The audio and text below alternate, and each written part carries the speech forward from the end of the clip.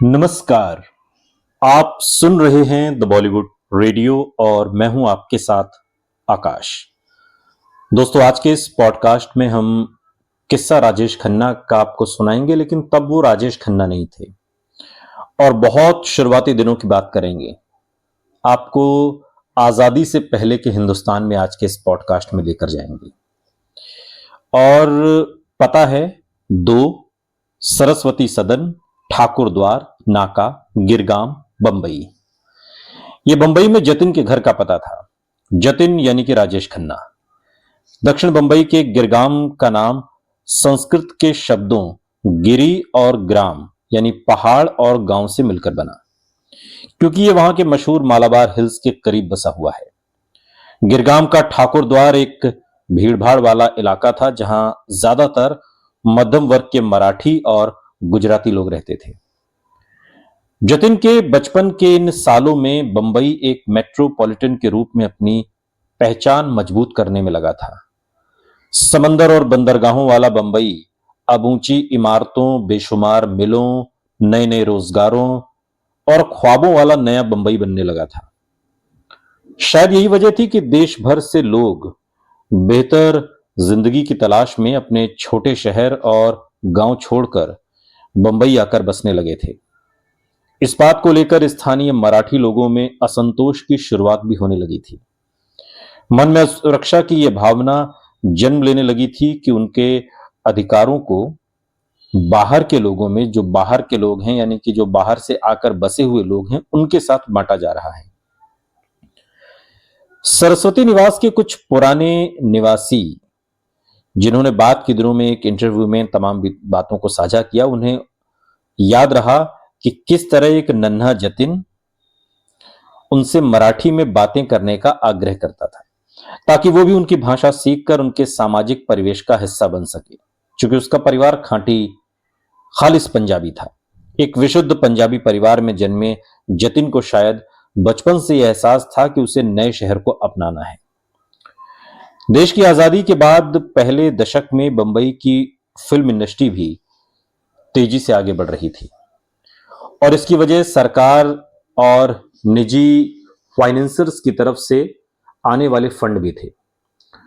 1950 के दशक में हिंदी सिनेमा के सुनहरे दौर की शुरुआत हो चुकी थी। इस दौर में अशोक कुमार, दिलीप कुमार, राज कपूर, गुरुदत्त, महबूब खान, बिमल रॉय, बी.आर. चोपड़ा, आनंद भाइयों में चेतन आनंद, देवानंद जैसी शख्सियतें अपने हर कदम के साथ भारतीय सिनेमा की नींव को मजबूत कर रही थीं। जतिन का बचपन बंबई के बेहद मशहूर और ऐतिहासिक रॉयल ओपेरा हाउस के करीब गुजरा।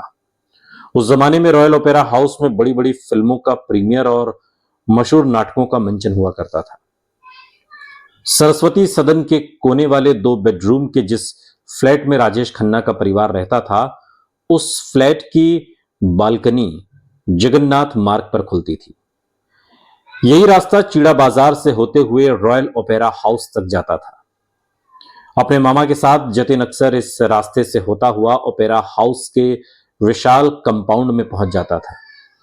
कंपाउंड की दीवार पर लाइन से उन फिल्मों के बड़े बड़े पोस्टर हुआ करते थे जो यहां पर दिखाई जाती थी, और इन रंगीन पोस्टरों को देखकर जतिन, छोटा राजेश खन्ना, उसे बहुत अच्छा लगता।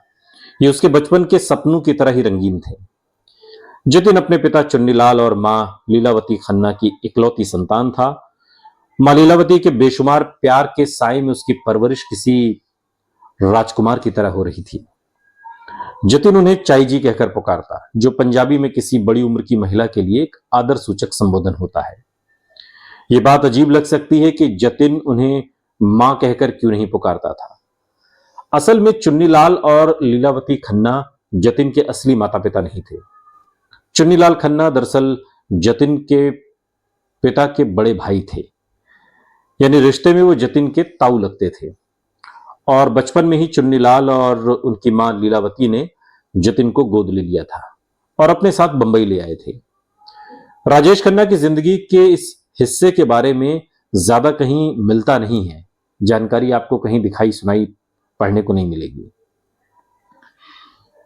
क्योंकि राजेश खन्ना इसे लेकर बेहद संवेदनशील रहे और आमतौर पर इस बारे में कभी किसी से वो बात भी नहीं करते थे।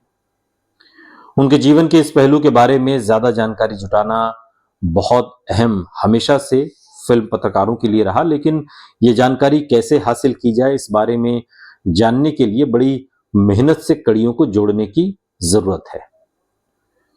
लेकिन अंत में कई चौंकाने वाली बातों के साथ साथ ये सच भी सामने आया कि माता पिता से जुड़े इस राज ने कहीं ना कहीं जतिन के मन मस्तिष्क पर गहरा असर डाला था।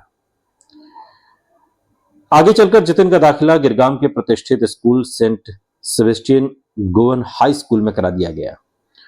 उस जमाने में गिरगांव के उच्च मध्यम वर्ग के ये स्कूल बेहद मशहूर हुआ करते थे।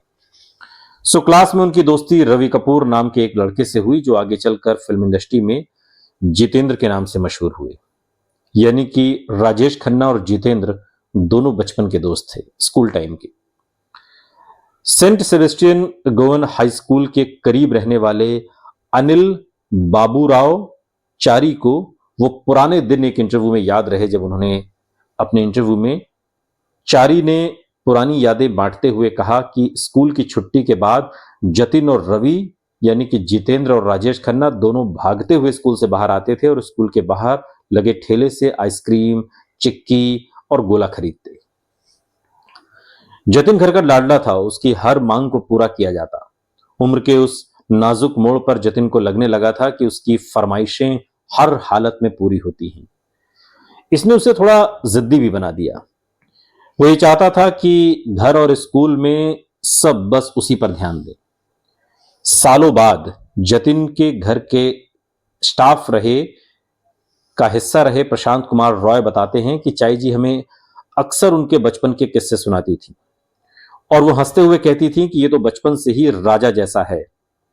जब स्कूल से लौटता था तो कहता था कि चाई जी को नीचे गेट पर बुलाओ, वो मेरा बस्ता उठाएंगी तभी मैं घर जाऊंगा। बिल्डिंग में लिफ्ट भी नहीं थी। सीढ़ियां उतरकर चाई जी दौड़ी दौड़ी आती थीं। वो भी जिद करते थे। चाई जी उसे पूरा करती थी। वो मुस्कुराते हुए बताती थी कि जतिन रोता बहुत है, अपने मन का ना हो तो रोना शुरू कर देता है बस। बेशुमार लाड प्यार की वजह से छोटी उम्र में ही जतिन की जिद बढ़ने लगी। लेकिन बचपन की ही एक घटना ने उसके मन पर गहरा असर डाला। जतिन के करीब रहे एक शख्स ने उसके बचपन का यह किस्सा सुनाते हुए एक इंटरव्यू में कहा था कि वो अपनी पूरी जिंदगी इस वाक्य को कभी नहीं भूले। जतिन की उम्र उस वक्त करीब 12 साल की थी। उसके पिता एक कॉन्ट्रैक्टर थे जो रेलवे के कॉटन सप्लाई किया करते थे और उनके दफ्तर के बाहर कुछ साल पहले एक बोर्ड भी लगा हुआ था, Chunni Lal Khanna and company, government contractor. और जतिन उस रोज स्कूल से आने के बाद अपने पिता के ऑफिस पहुंच गया। पिता किसी मीटिंग में गए थे। उनके कैबिन के अंदर आते ही जतिन कूदकर अपने पिता की कुर्सी पर बैठ गया और कॉमिक्स पढ़ने लगा। ठीक उसी वक्त उसके मामा के तलवार कैबिन के अंदर दाखिल हुए और तलवार जतिन के पिता के साथ चूंकि काम करते थे, जतिन को अपने पिता की कुर्सी पर इस तरह बैठे देखकर पता नहीं क्यों उन्हें गुस्सा आ गया और उन्होंने ऊंची आवाज में जतिन से पूछा, काका तुम इस कुर्सी पर कैसे बैठ गए? जतिन घबरा गया। मामा का गुस्सा और सवाल उसकी समझ में ही नहीं आया। मामा आगे बोले, पहले इस लायक बनो कि किसी दूसरे की कुर्सी पर बैठ सको, चलो उठो यहां से। और उनके गुस्से को देखकर जतिन इतना डर गया और फौरन अपने पिता की कुर्सी से उतरकर खड़ा हो गया। उसकी आंखों में आंसू भर आए और उसे समझ में नहीं आया कि उसकी गलती क्या है। और कुछ ही मिनटों में वो तेजी से वहां से निकला और सीधा चाई जी के पास पहुंच गया और उन्हें देखते ही फूट फूट कर रो पड़ा। उस छोटी उम्र में जतिन को मामा के शब्दों का मतलब तो समझ नहीं आया, लेकिन उसे बुरा बहुत लगा। सालों बाद इसी घटना को याद करते हुए राजेश खन्ना ने अपने एक इंटरव्यू में कहा कि मामा की डांट से पहले उनसे किसी ने ऐसे बात नहीं की थी। उन्हें अपने घर में ना सुनने की तो आदत बिल्कुल थी ही नहीं। बहुत बाद में घर लौटकर वो बेहद तिलमिलाए हुए थे और मामा की बात उन्हें बहुत चुभी थी। पत्रकार भावना सोमाया को दिए इंटरव्यू में राजेश खन्ना ने कहा था कि घर वापस लौटकर मैंने अपनी मां से पूछा, डिजर्विंग का मतलब क्या होता है? ऐसा क्यों है कि एक बेटा अपने पिता की कुर्सी पर नहीं बैठ सकता? जतिन के इस मासूम सवाल के जवाब में लीलावती खन्ना ने जो कहा वो जतिन के जहन में हमेशा के लिए दर्ज हो गया। यह उसकी जिंदगी का सबसे अहम सबक था। चाई जी ने उसे उसके पिता के संघर्ष की दास्तां सुनाई। चुन्नीलाल खन्ना ने ठाकुरद्वार की एक चौल में रहकर बंबई में अपनी जद्दोजहद शुरू की थी और अपनी कड़ी मेहनत के बाद वो एक मामूली सुपरवाइजर से रेलवे कॉन्ट्रैक्टर बने थे। आगे चलकर उन्होंने अपने बिजनेस की नींव डाली। दिन रात मेहनत करते हुए संघर्ष में कितने साल बीत गए पता ही नहीं चला। और कहानी सुनाते हुए आखिर में चाई जी जतिन से बोली, तुम्हारे मामा ने आज जो तुम्हें लायक बनने की बात कही है उसका मतलब यह था कि जिस तरह वो मेहनत करके उस कुर्सी तक पहुंचे हैं, तुम्हें भी जिंदगी में वैसी ही मेहनत करनी होगी, लायक बनना होगा। ऐसी मुश्किलों से पूरी तरह अनजान अपने पिता के संघर्ष की कहानी उस दिन जतिन ने बड़े ध्यान से सुनी और अंत में चाई जी ने उससे पूछा, अगर तुम अपने बुरे वक्त में भगवान को नहीं भूलते तो भगवान भी तुम्हें नहीं भूलता। और जिस सरलता से मां ने समझाया, जतिन की समझ में यह बात आ गई कि जो भी चाहिए उसके लिए कड़ी मेहनत करनी पड़ेगी, लायक बनना पड़ेगा। बचपन के इस सबक को जतिन पूरी जिंदगी नहीं भूला। जतिन के करीबी दोस्त ने बात के दिनों में एक इंटरव्यू में बताया कि वो इस वाक्य का जिक्र अक्सर करता था। उसके छोटे से मन में यह बात घर कर गई। उस दिन के बाद वो कभी किसी दूसरे की कुर्सी पर नहीं बैठा और अब उसे कुर्सी पर बैठने के लायक बनना था। सुनते रहिए द बॉलीवुड रेडियो, सुनता है सारा इंडिया।